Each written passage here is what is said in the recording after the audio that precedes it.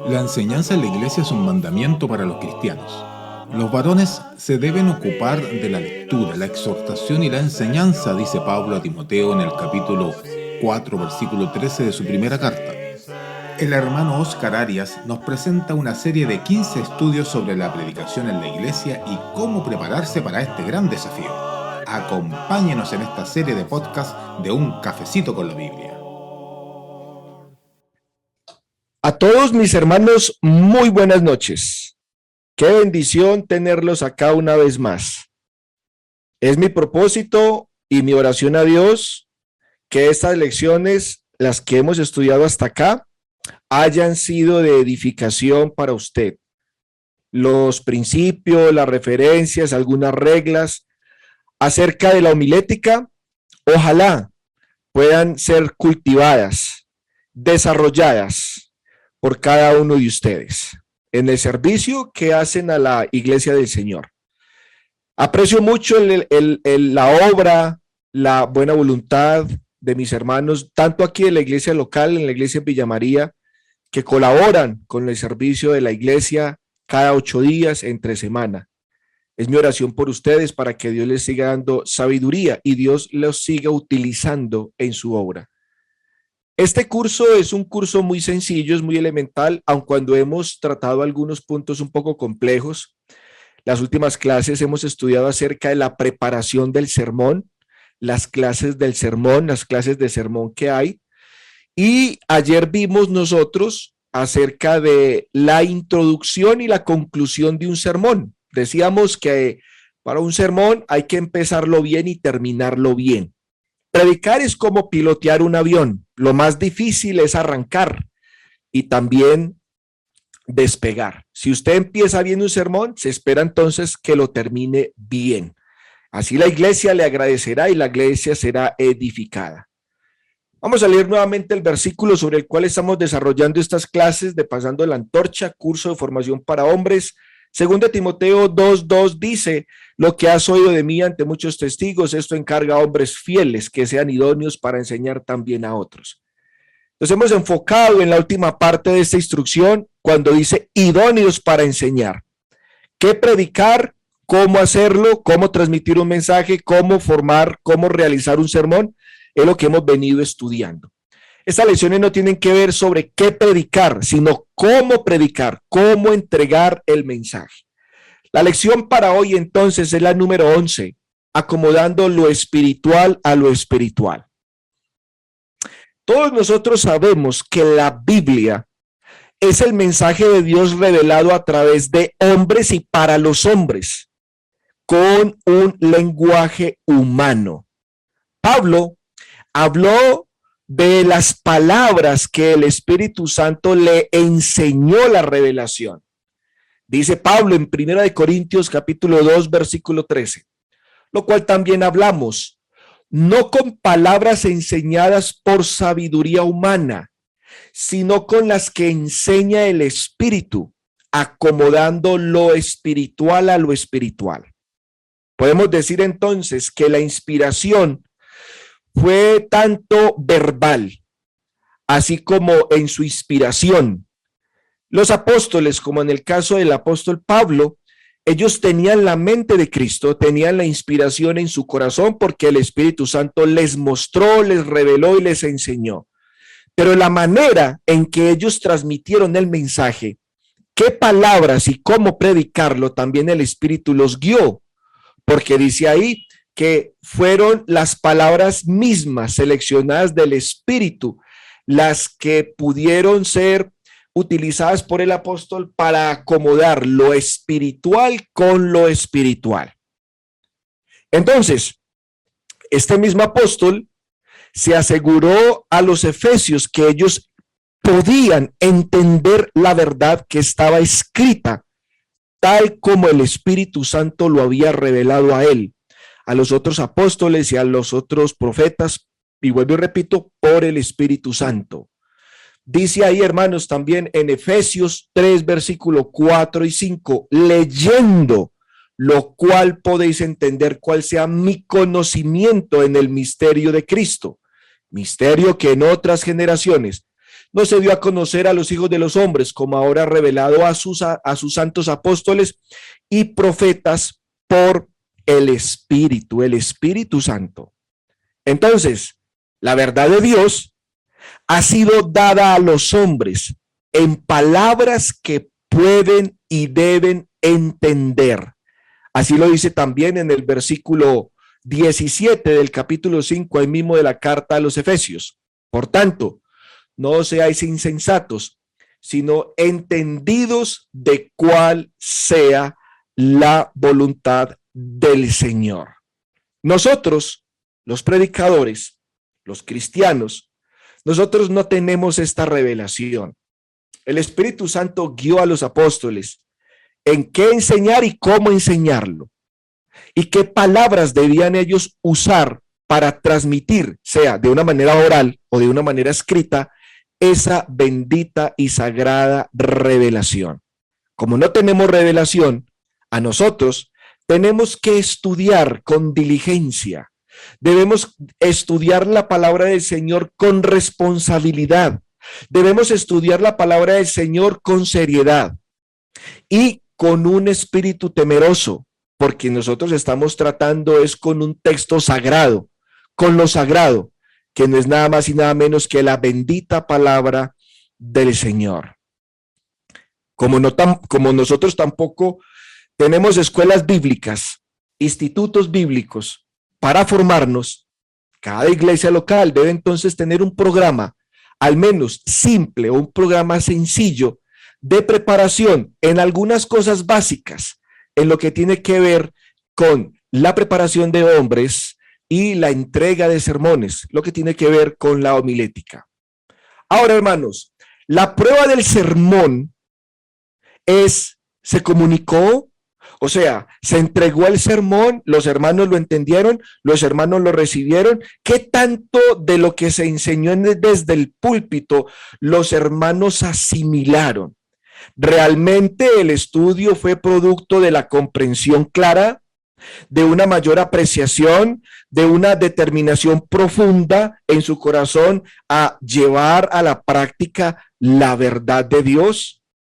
Todos los sermones son probados y esto se mide es en la recepción de la audiencia, cómo la audiencia recibe el mensaje del Señor. Y también tiene que ver mucho, porque es el énfasis de estas clases, la habilidad, la destreza, la sabiduría del predicador para transmitir el mensaje del Señor. La palabra comunicar significa impartir, significa compartir, significa entregar, significa dar. Entonces, el predicador comparte un mensaje con su audiencia por medio de palabras, y no solamente de palabras, hermanos, movimientos corporales efectivos y también apoyándose en algunas ayudas visuales.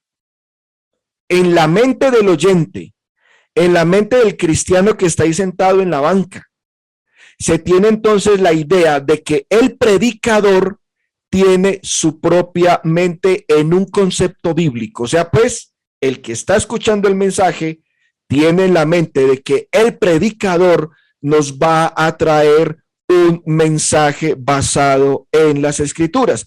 Y ese mensaje lo tiene el predicador en la mente y en el corazón. Ahora, el proceso comunicativo involucra, obviamente, la audiencia, el proceso de la predicación, el predicador mismo y cómo fue que el predicador diseñó y organizó su sermón. El estilo, hermanos, de predicar está de moda hoy en día, pero el énfasis aquí no debe estar en el estilo de la predicación, sino en la franqueza de la predicación, en la sinceridad a la hora de entregar el mensaje. Algunos estudian para ser predicadores, pero están preocupados porque le están colocando el esfuerzo en la entrega del mensaje, en la entrega de los estudios, en la entrega de los sermones, es para llamar la atención a ellos mismos y no a la palabra del Señor. También las congregaciones, las iglesias, están buscando que el orador suene de tal manera, aparezca de tal manera, pero el objetivo, hermanos, no describe el esfuerzo o la habilidad que el orador debe emplear. Ahora, el esfuerzo y la habilidad son necesarias, pero no para que la congregación vea o se enfoque en el predicador y no en el mensaje. El punto es que usted se forme, que usted dé mensajes efectivos, que usted entregue buenos sermones, no para que la iglesia se enfoque en usted, sino en el mensaje que usted está transmitiendo. El predicador debe revelar en el púlpito celo, seriedad, sinceridad y predicar con entusiasmo el sermón.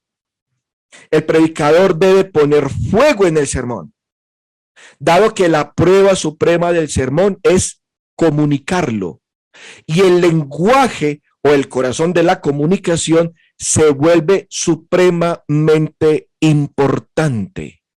Hermanos, las palabras habladas simbolizan los pensamientos del predicador, al igual que las palabras impresas representan el pensamiento del escritor. Y vuelvo y se lo repito, las palabras transmitidas del predicador simbolizan los pensamientos que hay en él, al igual que las palabras impresas en una hoja, en un libro, representan el pensamiento del escritor. Espero entonces, hermanos, que usted esté tomando nota de cada una de las aplicaciones, los principios que aquí les estoy señalando acerca de la oratoria o de la predicación. Vamos a mirar entonces ahora las características del lenguaje oral que son aceptables en la predicación. Y el primer requisito para un lenguaje oral efectivo en la predicación es la claridad. En el púlpito se debe ser claro. ¿Por qué, hermanos? O hablar de una manera, o sea, pues, predicar con claridad significa hablar de tal manera que cada oyente, cada cristiano, pequeño, grande, joven o anciano, a usted le pueda entender y pueda comprender lo que usted está hablando allá. Porque generalmente ha pasado en algunos casos, no en todos, es que muchos predicadores tienen un estilo o una manera de transmitir no muy clara, porque son muy cantinflescos, o sea, hablan mucho, pero no se les entiende ni forro. ¿Usted no escuchó o no ha visto en algún momento las películas de Cantinflas? Cantinflas tenía una oratoria impresionante, el tipo tenía una manera de expresarse que lo amaña a uno y lo divierte a uno, pero Cantinflas habla tantas cosas que a la larga no dice nada, no lleva a ningún lado. La predicación no es eso. La predicación no es que usted hable y hable y hable, y a la larga todos los que estuvieron ahí escuchándolo no le entendieron. No, hermanos, el primer requisito para uno poder tener un lenguaje oral efectivo es predicar con claridad, que la gente le entienda y le comprenda lo que usted está diciendo. Y le voy a colocar un ejemplo de esto en las escrituras, y es Nehemías 8, que no lo hemos estudiado acá en estas clases, pero hoy lo vamos a considerar. Nehemías 8, versículo 4, 8 y versículo 12, que dice: y el escriba Esdras estaba sobre un púlpito de madera que habían hecho para ello. Y dice el versículo 8, y leían en el libro de la ley de Dios, ¿cómo? Claramente. Y no necesariamente, y no es suficiente con leer claramente. La siguiente parte que dice, y ponían el sentido de modo que entendiesen la lectura. Una cosa es leer claramente y otra cosa es que usted esté entendiendo realmente lo que dice el texto.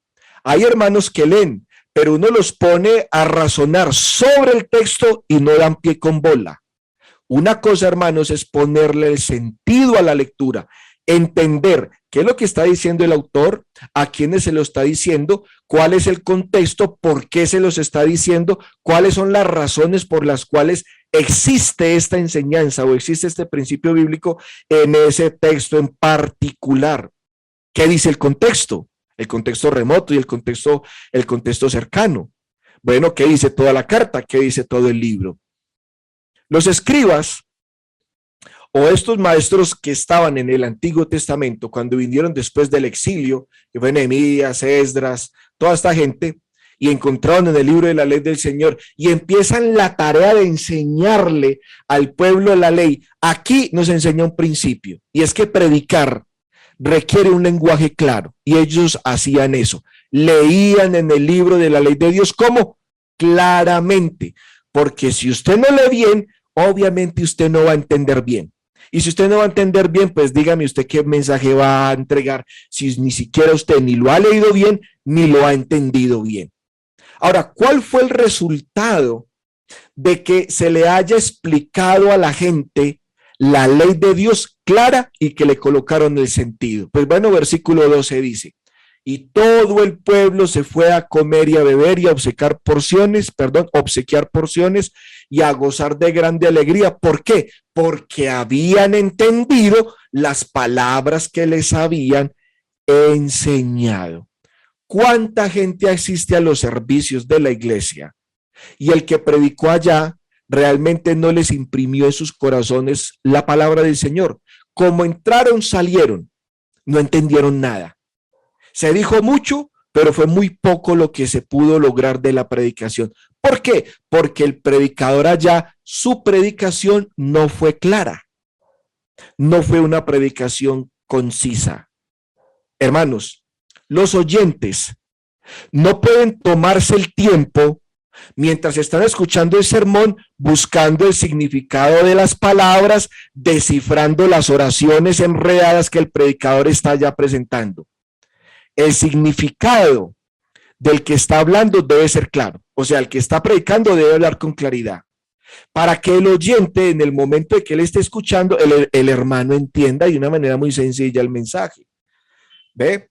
Entonces, hermanos, Pablo decía, 1 Corintios 14:8, y si la trompeta diere sonido incierto, ¿quién se preparará para la batalla?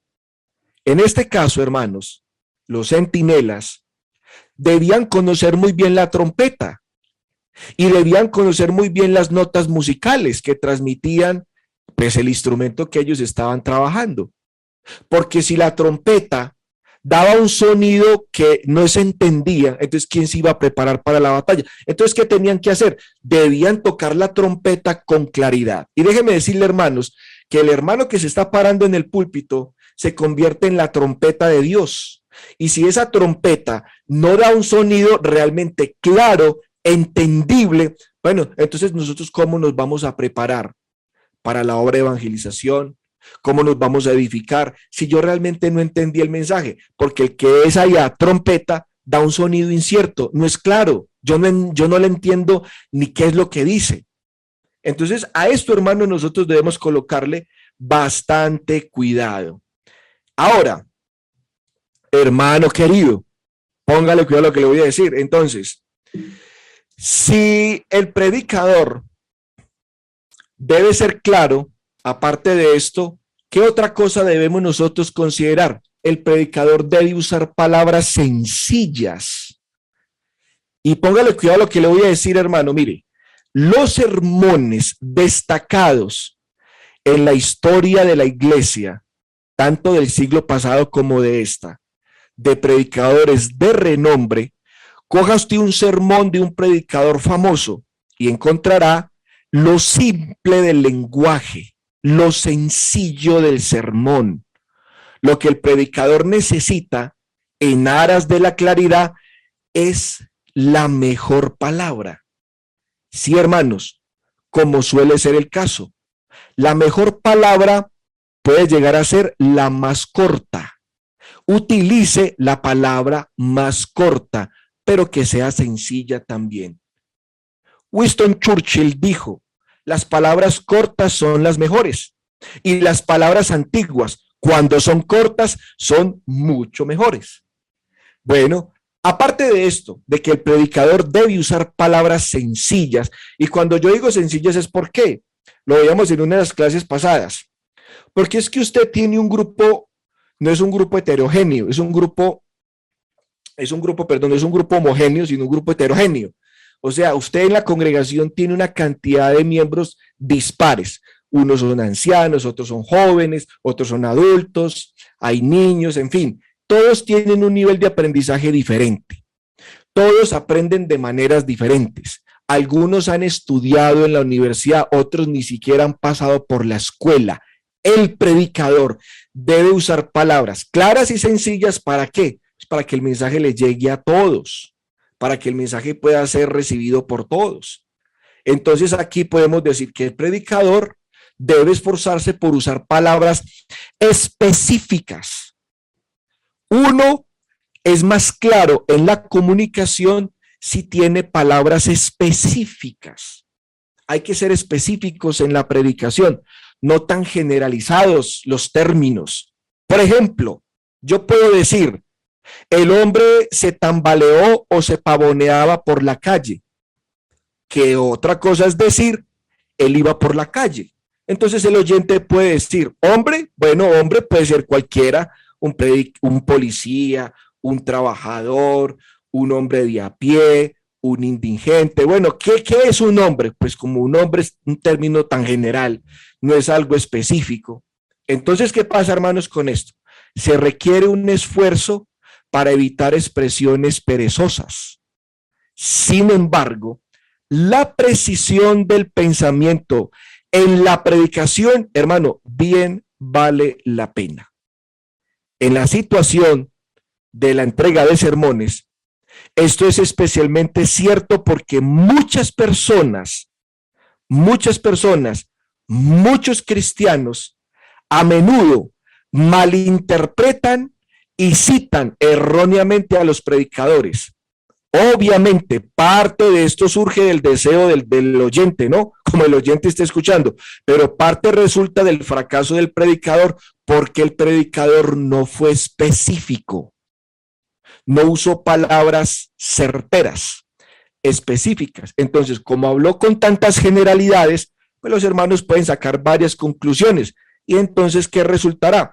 Que lo van a malinterpretar o lo van a citar a usted de una manera errónea. A mí me ha pasado, hermanos. Es que el hermano Andrés dijo esto. No, un momentico, yo no dije eso, sino que quizás yo no fui específico. Y parte de la culpa es mía como predicador, porque no fui específico. Además, el predicador debe evitar el uso de términos teológicos y palabras técnicas. La audiencia promedio probablemente sepa muy poco y ni se preocupa por el problema sinóptico o por la hipótesis documental o por la exégesis o por el griego o por el hebreo.